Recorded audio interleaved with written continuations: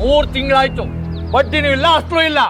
ಮೊದ್ಲೇ ಹೇಳಿದ್ದೆ, ಸರಿಯಾಗಿ ಬಡ್ಡಿ ಕೊಡ್ಲಿಲ್ಲ ಅಂದ್ರೆ ನಾನು ಮನುಷ್ಯ ಆಗಿರಲ್ಲ ಅಂತ. ಸ್ವಲ್ಪ ಮೆತ್ತಿಗೆ ಮಾತಾಡಿ ಸರ್, ರಸ್ತೆಯಲ್ಲಿ ನಿಂತಿದ್ವಿ, ಎಲ್ಲ ನೋಡ್ತಾ ದುಡ್ಡಿಸ್ಕೊಳ್ಳೋಗಿರ್ಲಿಲ್ಲ, ಈಗ ನಿನಗೆ ಮಾನ ಮರ್ಯಾದೆ ಎಲ್ಲ ಬಂದ್ಬಿಡ್ತಾ? ಸರ್ ರಸ್ತೆಯಲ್ಲಿ ನಿಂತು ಮಾತಾಡ್ತಿದ್ವಿ, ಮನೆಯೊಳಗೆ ಬನ್ನಿ ಸರ್ ಮಾತಾಡ. ನನ್ನ ಹತ್ರ ದುಡ್ಡು ತಗೊಳುವಾಗ ನನ್ನ ಮನೆ ಬಾಗ್ಲಿ ಬಂದೆ, ಈಗ ನಾನು ನಿನ್ನ ಹತ್ರ ದುಡ್ಡು ತಗೊಳಕ್ಕೆ ನಿನ್ನ ಮನೆ ಬಾಗ್ಲಿ ಬರ್ಬೇಕಾ? ಸ್ವಲ್ಪ ಏನಿಗೆ ಏನಾಯ್ತು? ಯಾಕೆ ಅವರೆಲ್ಲ ಬಂದು ಮನೆ ಮುಂದೆ ಗಲಾಟೆ ಮಾಡ್ತಿದ್ದಾರೆ? ಮರ್ಯಾದಿಲ್ ದುಡ್ಡು ಮಾಡ್ಗಯ್ಯ. ಯಾವ ದುಡ್ಡು? ಇವ್ರ ಮಗಳಿಗೆ ಓದ್ಸೋದಕ್ಕೆ ಅಂತ ನನ್ನ ಹತ್ರ 15 ಲಕ್ಷ ಸಾಲ ಮಾಡಿದ್ದಾರೆ. ಈ ವಿಷಯ ನಮಗೆ ಗೊತ್ತಿರ್ಲಿಲ್ಲ. ನಿಮಗ್ ಗೊತ್ತಿಲ್ವಾ ಅನ್ನೋದು ನನಗ್ ಬೇಕಿಲ್ಲ. ನನಗ್ ಬೇಕಾದ್ರೂ ದುಡ್ಡು ಕೊಡ್ಲಿಲ್ಲ ಅಂದ್ರೆ ಈ ಜಾಗ ಬಿಟ್ಟು ಅಳ್ಳಾಡಲ್ಲ ನಾನು.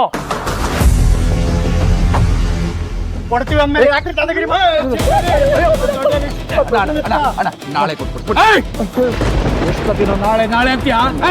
ಬಡ್ಡಿ ದುಡ್ಡು ಕೊಡ್ಲಿಲ್ಲ ಅಂದ್ರೆ ಈ ಜಾಗ ಬಿಟ್ಟು ಹೋಗಲ್ಲ ನಾನು. ಏನ್ ಖಾಲಿ ಬಿಡ್ತೀಯಾ? ನಾಳೆ ನಾನು ಖಂಡಿತ ಕೊಟ್ಬಿಡ್ತೀನಿ. ಏನೋ ನಾಳೆ ನಾಳೆ ಅಂತೀಯಾ?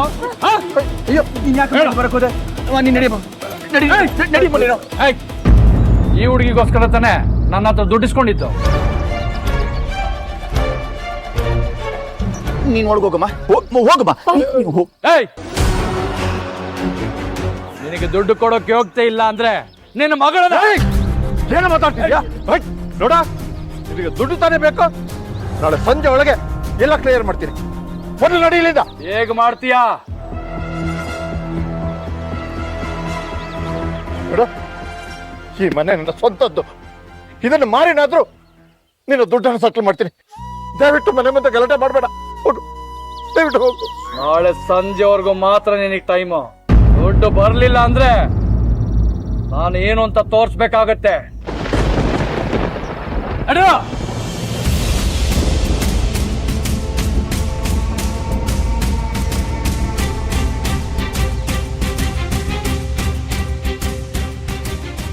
ಏನ್ ಮಾಡ್ತಿದ್ದೀರಾ? ದುಡ್ಡು ಹೇಗಾದ್ರೂ ಅರೇಂಜ್ ಮಾಡೋಣ. ನೀವೇನು ಯೋಚನೆ ಮಾಡಬೇಡಿ. ನಡೀರೋ, ಒಳಗೋಗಿ. ನಡೀರಪ್ಪ.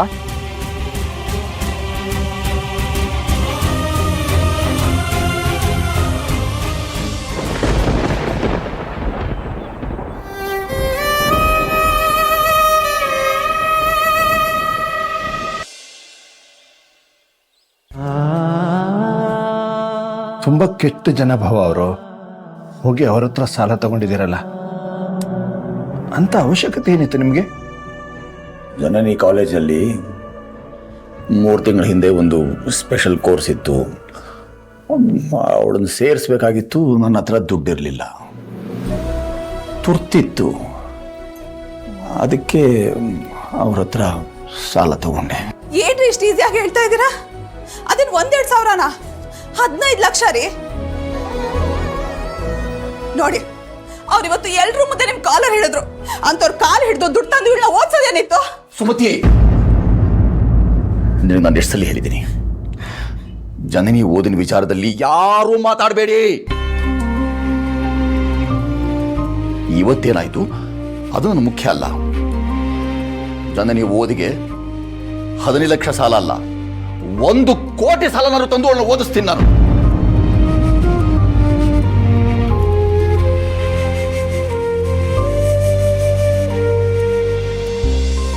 ಅಮ್ಮ ಜನನಿ, ಈಗ ಇದೇನಾಯ್ತಲ್ಲ, ಇದಕ್ಕೆ ಟೆನ್ಷನ್ ಮಾಡ್ಕೋಬೇಡಮ್ಮ.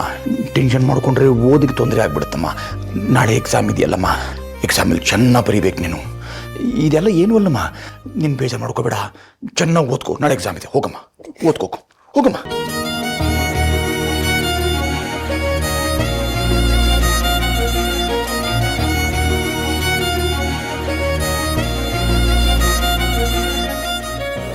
ಅಮ್ಮ ಜನನಿ, ಯಾಕಮ್ಮ ಅಳ್ತಾ ಇದೀಯಾ? ಅಳ್ಬೇಡ ಕಂದ, ಅಳ್ಬೇಡಮ್ಮ. ನಿನಗೋಸ್ಕರ ಇಂಥ 100 ಅವಮಾನಗಳನ್ನು ಸಹಿಸ್ಕೊಳಕ್ಕೆ ಸಿಗ್ತಾ ಇದ್ದಾನಮ್ಮ ನಿಮ್ಮಪ್ಪ. ನೀನು ಚೆನ್ನಾಗಿ ಸಾಧನೆ ಮಾಡಿ ಬರ್ತೀಯಲ್ಲ, ಅವಾಗ ಇದೇ ಜನ ಇದೇ ಮನೆ ಮುಂದೆ ಬಂದು ಕೈ ಕಟ್ಕೊಂಡು ನಿಂತ್ಕೋತಾರಮ್ಮ. ನೋಡಮ್ಮ, ಲೋಕದಲ್ಲಿ ದುಡ್ಡಿನ ಬಲ, ಮನಸ್ಸಿನಲ್ಲಿ ಛಲ ಇವೆರಡಿದ್ರೆ ಸಾಕು, ಇಡೀ ಲೋಕ ನಿನ್ನ ಕಾಲ್ ಕೆಳಗಮ್ಮ. ನೀನು ಚೆನ್ನಾಗಿ ಓದಿ ಟಾಪರ್ ಆಗಬೇಕು, ಮುಂಚೂಣಿಲಿ ನಿಲ್ಬೇಕು. ಆಮೇಲೆ ಇಂಥವ್ರನ್ನೆಲ್ಲ ಹೇಗೆ ಡೀಲ್ ಮಾಡ್ತೀನಿ ನೋಡು. ಹೋಗ್ಲಿ ಬಿಡು, ಅದೆಲ್ಲ ಬಿಡು. ನೀನು ಇವತ್ತು ಪರೀಕ್ಷೆ ಹೇಗೆ ಮಾಡಿದೆ? ಚೆನ್ನಾಗಿ ಮಾಡಿದ್ಯಲ್ಲ? ನನಗೊತ್ತು ನೀನು ಪರೀಕ್ಷೆ ತುಂಬ ಚೆನ್ನಾಗಿ ಮಾಡಿರ್ತೀಯ ಅಂತ. ಆದರೂ ಪರೀಕ್ಷೆ ಹೇಗೆ ಮಾಡಿದೆ ಅಂತ ನಿನ್ನ ಬಾಯಲ್ಲೇ ಕೇಳೋ ಉಮೇದು ನಿನ್ನ ಅಪ್ಪನದು. ಹೇಳಮ್ಮ, ಪರೀಕ್ಷೆ ಹೇಗೆ ಮಾಡಿದೆ?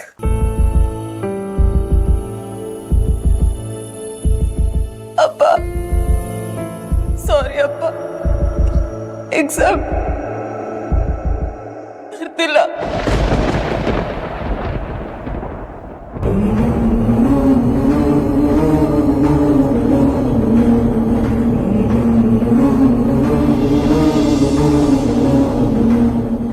ಏನೇ ಹೇಳ್ತಾ ಇದ್ಯಾ?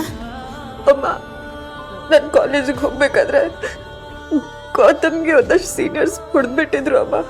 ಒಂದು ರೋಡಲ್ಲಿ ಪ್ರಜ್ಞೆ ತಪ್ಪು ಬಿದ್ದುಬಿಟ್ಟಿದ್ದ. ಅವನ ಒಬ್ಬನೇ ಹಾಕ್ಬಿಟ್ಟು ಹೋಗೋದಕ್ಕಾಗಲಿಲ್ಲ ಅಮ್ಮ. ಹಾಸ್ಪಿಟ್ಲಿಗೆ ಕರ್ಕೊಂಡು ಹೋದೆ. ಅಲ್ಲಿ ಅವ್ನ ಫ್ರೆಂಡ್ಸ್ ಬರೋ ತನಕ ವೆಯ್ಟ್ ಮಾಡಿದೆ. ಅಷ್ಟರಲ್ಲಿ ಪೊಲೀಸ್ ಬಂದರು. ನೀನು ಸ್ಟೇಟ್ಮೆಂಟ್ ಕೊಟ್ಟು ಹೋಗಬೇಕು ಅಂದರು. ಕಾಲೇಜಿಗೆ ಹೋದೆ. ಆದರೆ 40 ಮಿನಿಟ್ಸ್ ಲೇಟಾಗಿ ರೀಚ್ ಆದೆ ಅಂತ ಪ್ರೊಫೆಸರ್ ಎಕ್ಸಾಮ್ ಬರೆಯೋದಕ್ಕೆ ಪರ್ಮಿಷನ್ ಕೊಡಲಿಲ್ಲ ಅಪ್ಪ.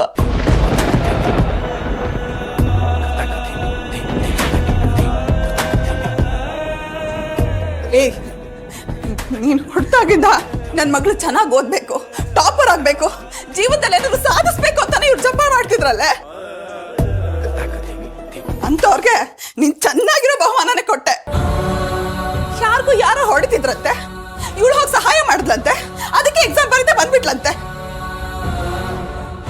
ಅಲ್ಲಿ ನೋಡು, ಹಗ್ಲು ರಾತ್ರಿ ನೀನ್ ಓದಿಗೋಸ್ಕರ ಒದ್ದಾಡ್ತಿದ್ದಾರಲ್ಲ, ನಿಮ್ಮ ಅಪ್ಪನ ಮುಖ ನೋಡೆ.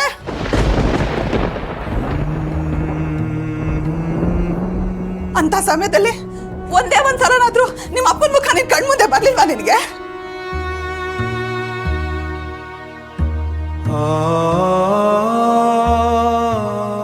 ಎತ್ತವ್ರಿಗಿಂತ ನಿನ್ಗೆ ಅವನ ಇಂಪಾರ್ಟೆಂಟ್ ಆಗ್ಬಿಟ್ಟೇನೆ. ಇಲ್ಲಮ್ಮ, ಹಾಗಿಲ್ಲಮ್ಮ. ನೋಡಿಲ್ಲಿ, ನಿನ್ಗೆ 7th ಸ್ಟ್ಯಾಂಡರ್ಡ್ ಅಲ್ಲಿ ಕಡಿಮೆ ಮಾರ್ಕ್ಸ್ ಬಂತು ಅಂತ ಇವ್ರಿಗೆ ಹಾರ್ಟ್ ಅಟ್ಯಾಕ್ ಆಯ್ತಲ್ಲ, ಅವಾಗಿಂದ ಇವ್ರು ತಗೊಳ್ತಿರೋ ಮಾತ್ರೆ ಇದು. ಇವ್ರು ದಿನಕ್ಕೆ 2,000 ರೂಪಾಯಿ ಮಾತ್ರೆ ತಗೋಬೇಕು. ಆದ್ರೆ ಇವ್ರು ತಗೊಳ್ತಿರೋದು ಬರೀ 800 ರೂಪಾಯಿ ಮಾತ್ರ. ದಿನ ಮಾತ್ರೆ ತಗೋಬೇಕು, ಇಲ್ಲಾಂದ್ರೆ ಹಾರ್ಟ್ ಅಟ್ಯಾಕ್ ಆಗುತ್ತೆ ಅಂತ ಡಾಕ್ಟರ್ ಹೇಳಿದ್ದಾರೆ.